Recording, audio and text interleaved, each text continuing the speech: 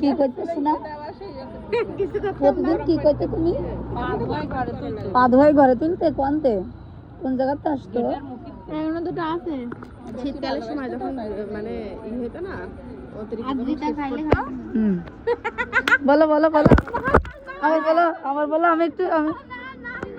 হ্যাঁ কি জানো কি বলে জানো কি অতি বড় সুন্দরী না পাই ঘর সবাই এই সেম কথাটাই আর কি বলে আপু রূপবতী না পাই ঘর হ্যাঁ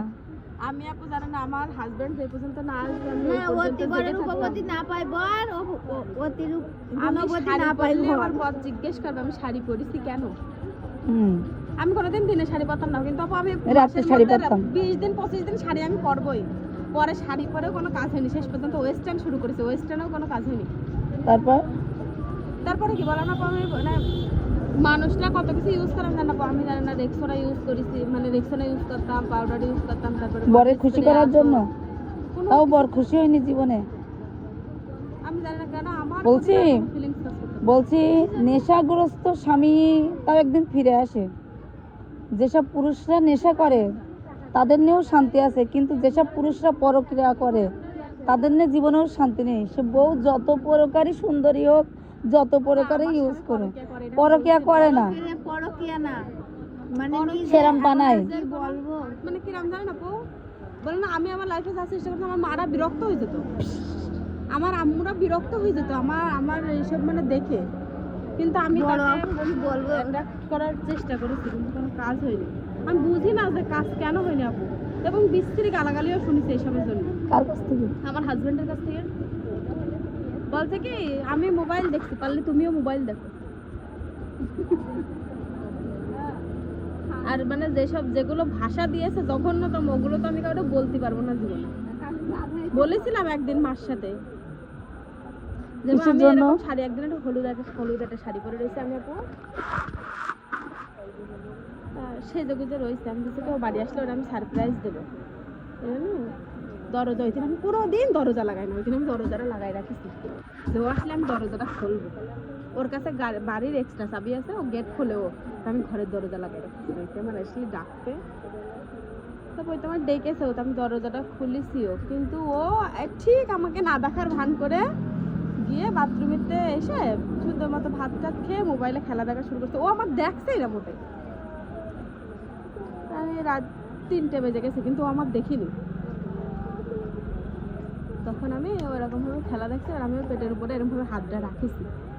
আপু কি যে বিশ্রী গালিগালাজ করলো কিচ্ছু না কিন্তু শুধু পেট আমি হাতের উপর পেটটা রাখিছি হাতের উপর পেট রেখেছে পেটের উপরে হাতটা রাখিছি তো ওই দিন গালি দিয়া সোতে আপু ডাইরেক্ট কাঁদতে কাঁদতে ছাদে চলে গেছি ওই রাত 3টার দিকে আমি ছাদে চলে গেছি তো ছাদে গিয়ে শুধু আল্লাহর সাথে বললাম কি আল্লাহ জীবনে তুমি বিহীন কোনো মানুষের প্রতি মায়া রেখো না যত ভালো লাগা যত মায়া তুমি ছাড়া কারোর প্রতি রেখো না তোমার কাছে আমার অনুরোধ তুমি মানুষ আমার দিল থেকে মায়া মহব্বত উঠাই নাও আল্লাহর কাছে এই কথাটাই বললাম আর কি যে কষ্ট পাইছে আপু কি যে কান্না করেছি ওই দিন ছাদের এসে সিঁড়িতে বসে বসে ঘুমাই পড়েছে আপু তো বান্দা আমার খোঁজ নেয়নি আমার লাইফটা এরকম ভাবে কেটেছে আপু যে সে ঘরে আর আমি বাইরে দোলনা আছে আপু মশার কামড় খেয়ে ওই দোলনায় আমি শুয়ে পড়েছি কিন্তু বান্দা আমার ডাকিনি এরকম সংসার আমি লাইফে করে আসিছি আপু এই যুগের মেয়েরা সব মেনে নেয় অনেক মানুষ মেনে নেয় কিন্তু এখন শোনা তুমি সে জায়গা থেকে চলে আসছো বলে তোমার এটা গল্প হয়ে গেছে আর যারা থেকে গেছে তাদের ওটা অতীত তাদের ওটা স্মৃতি তারা বলতে পারবে না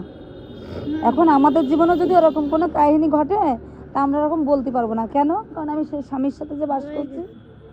সেই স্বামীর সাথে যে সহ্য ধৈর্য করে এরকম এই পৃথিবীতে অনেক মেয়েরা আছে ওরকম স্বামীর সেবা করে যাচ্ছে স্বামীর কত কি করে কিন্তু সেই স্বামী মূল্যায়ন দিচ্ছে না